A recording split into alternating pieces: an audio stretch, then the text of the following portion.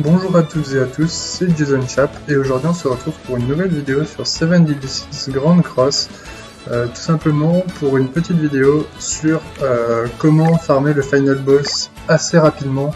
Je ne dis pas scorer puisque vous voyez ici je n'ai pas réussi à aller plus haut que ça. En infernal, clairement je galère, je n'ai pas droppé le personnage le personnage important pour scorer plus facilement. De plus, mon équipement n'est pas complètement EP, donc j'ai beaucoup de mal à le réussir, même si je le réussis de temps en temps. Ce n'est pas ce dont je vais farmer, puisque ça prend pas mal de temps de réussir le niveau, tout simplement. Donc ici, bon, vous voyez quand même que j'ai fait 2098 points avec seulement, je précise, la difficulté extrême. Donc avec 2098 points, j'arrive quand même top 20 et j'ai quand même accès à toutes ces ressources. Donc vous voyez, j'ai quand même pas mal de trucs importants. Déjà les diamants, de quoi épayer l'équipement et ses coupes. Donc c'est déjà pas mal de trucs importants. En gros, ce que je loupe, c'est les 2 pendentifs SSR, des enclumes, des marteaux. Donc c'est pas encore très très grave. Donc voilà. Donc ici, bon, vous voyez, ici j'ai que 19 points. Cependant, j'ai déjà acheté la tenue, j'ai déjà acheté quelques petits trucs. Bah, de toute façon, je peux directement aller vous montrer. Ce sera plus rapide. Vous voyez, j'ai déjà par exemple acheté, donc c'est toutes les cornes, les 3 tenues, enfin les 3 morceaux de tenue ici. Non, j'ai rien acheté ici. Ah bah j'ai acheté aussi les ailes, donc voilà. J'ai acheté déjà quelques trucs. Et je compte bien tout farmer. Et donc, tout simplement pour le réussir, je vais vous proposer cette composition-là, si ça charge. Voilà. Donc cette composition, donc ici le Meliodas va être beaucoup plus utilisé pour faire des dégâts grâce à sa perforation sur son attaque de zone. Il y aura également la Lilia qui sera très utile pour réduire la jauge de spé de l'adversaire. Et tout simplement pour donner sa perforation à Meliodas qui fera plus de dégâts.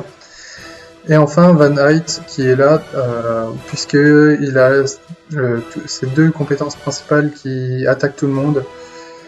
Et il va en plus donner de la perforation jusqu'à 40% max à tous les alliés, donc ça va être assez utile, sachant que dans ce niveau, l'ennemi a beaucoup de défense, donc il vaut mieux privilégier la perforation pour ignorer une certaine partie de cette défense.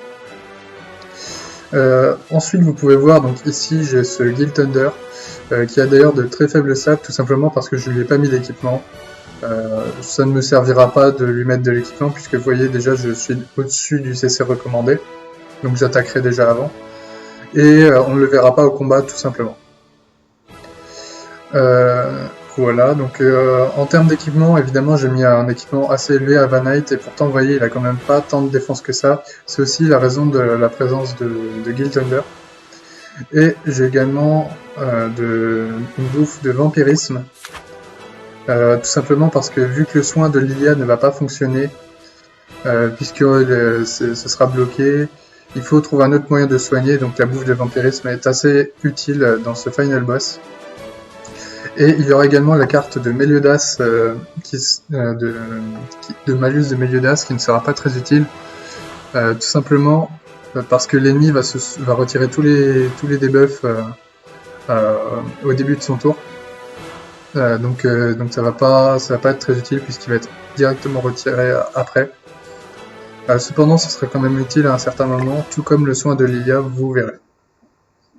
Donc là, c'est parti. Si vous aimez le contenu de cette chaîne, n'hésitez pas à vous abonner et à mettre un petit pouce bleu, cela ferait extrêmement plaisir. N'oubliez pas non plus d'activer une notification pour ne pas manquer les prochaines vidéos. Alors, ici, bon, là déjà je commence à attaquer en premier. C'est très fortement recommandé, on va dire. Alors, ici, ce qui va être important, c'est d'avoir toujours une carte ou presque de Lilia pour réduire la jauge de spé. car vous voyez en face, la Diane a déjà presque sa spé, au prochain tour elle en fait sa spé en fait. Donc, voilà. Ici, donc là faut essayer de tuer les minions assez rapidement. Bon là c'est pas... De toute façon j'ai pas besoin de cibler, puisque l'ensemble de mes cartes qui font des dégâts vont attaquer tout le monde. Donc là vous voyez la vie de Diane en face elle descend pas beaucoup. Tout simplement parce qu'elle a plus de 900 000 PV, donc c'est vraiment un gros sac à PV. Et donc c'est pour ça qu'il faut tuer les minions en priorité. De toute façon ça va se faire automatiquement puisque vos attaques vont cibler tout le monde. Tout simplement parce que le mignon, ce mignon là qui m'attaque, quand il meurt il va debuff tous les ennemis les PV de tous les ennemis de 20%, les PV max. Et ce malus ne sera pas retirable par leur compétence unique. Donc voilà. Et l'autre, lorsqu'il mourra, il va tout simplement nous soigner 30% de nos PV manquants. Donc ça va être pas mal de les tuer assez régulièrement. Bah de toute façon, là vous allez voir, il va encore mourir. Hop, et voilà. Et là on empêche évidemment l'ennemi de partir en spé. Donc là vous voyez le petit debuff. Et donc la vie des minions qui descendent même un petit peu plus vite.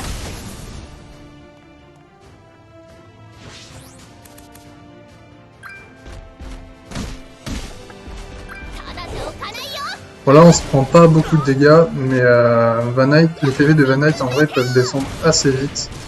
Si par exemple vous prenez l'aspect de Diane, ce qui va m'arriver puisque je n'ai pas de quoi retirer sa spé. Donc vous allez voir qu'avec les deux attaques qui vont arriver derrière de Diane, ça va descendre assez vite, surtout si en plus les minions viennent à l'attaquer. Donc là on va vraiment se concentrer sur le soin de Vanite, histoire qu'il soit full vie, pour être sûr qu'il résiste, puisque c'est comme je vous l'ai dit, ces PV vont descendre assez vite.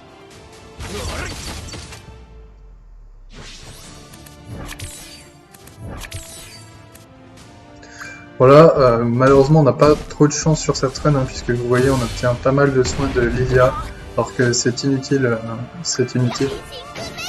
Donc bon, c'est un petit peu dommage.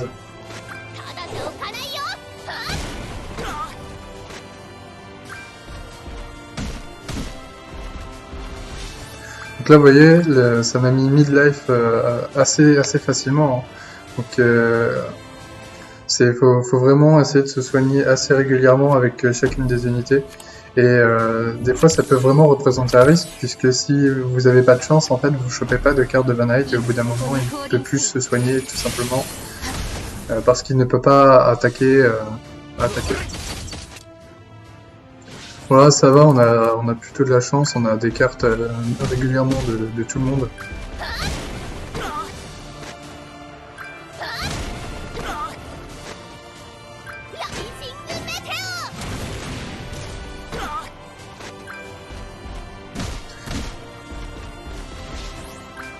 D'ailleurs, vous voyez ici que pour cette phase du combat, on peut pas faire monter l'aspect, donc il faut vraiment essayer de gérer avec les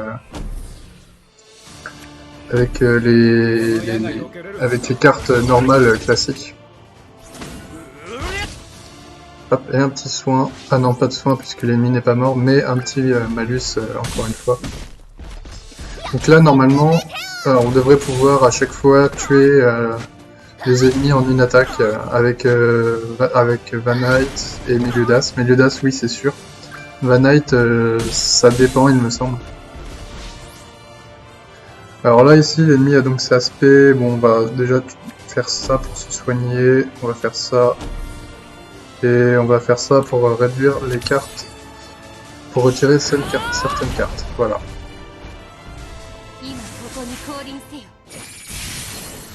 Et il y a aussi donc tue en un coup comme vous venez de le voir, donc c'est assez cool pour le soin, puisque ça soigne évidemment du coup à chaque fois que vous les tuez, donc voilà.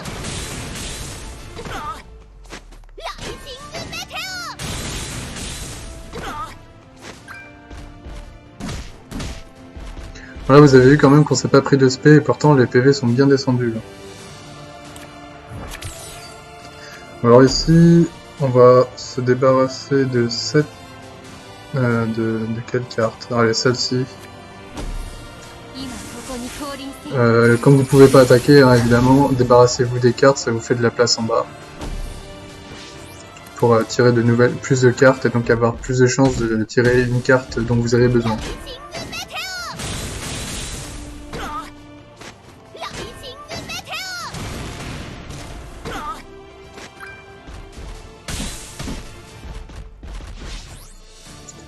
Alors, ici, on va quand même checker les PV de Diane, parce que là, on n'est pas sûr de tuer 37 000. Ouais, je pense pas qu'on tuera avec Vanite. Par contre, si j'utilise cette capacité, ça tuera, mais on va pas le faire. On va préférer se prendre le dégât de l'aspect. Vous allez voir pourquoi.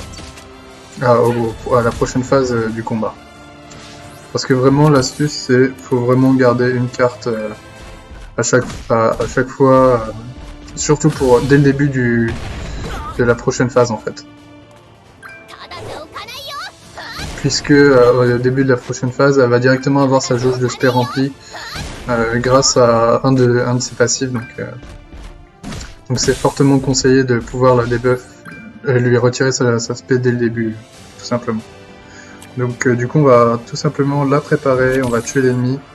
Et là j'utilise la carte de soin de Lilia, tout simplement puisque vu que l'ennemi est mort, on peut l'utiliser, vu que le passif qui dit que les soins ne sont pas utilisables est retiré puisque l'ennemi est tout simplement mort.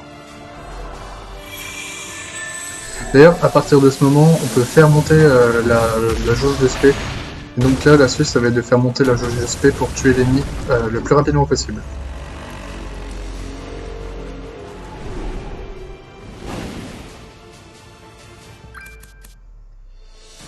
Donc là, vous voyez la jauge de spé en face, et là, elle me fait sa spé directement, mais j'ai prévu le coup, et donc du coup, je peux directement lui retirer.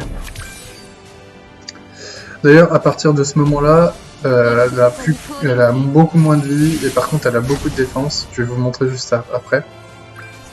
Et donc là, l'astuce, c'est encore une fois de tuer les minions pour réduire la résistance et la défense. Par contre, quand on les tue maintenant, ils ne nous soignent plus. Ça, c'est fini.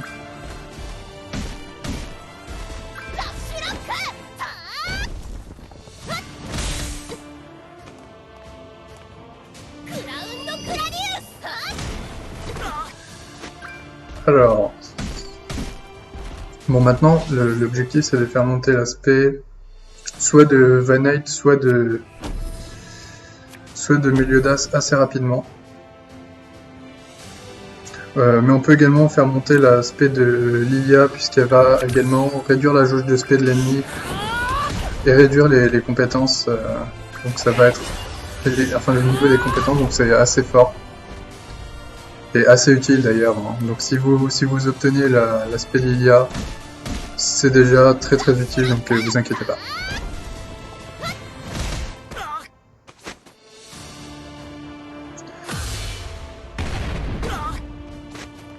Là on s'est pris l'aspect, vous voyez on est encore vivant mais on s'est pris quand même pas mal de dégâts.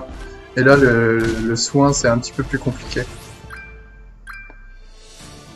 Puisque comme vous voyez en plus l'ennemi nous empêche d'utiliser nos cartes d'attaque. Ce qui d'ailleurs ne peut pas arriver sur Meliodas, hein, donc c'est aussi une de ses forces. Bon là on va faire ça pour obtenir un maximum de cartes. Et ça parce que faut s'en débarrasser. Bon là l'ennemi devrait mourir au prochain tour, hein, donc oh oui, il est mort.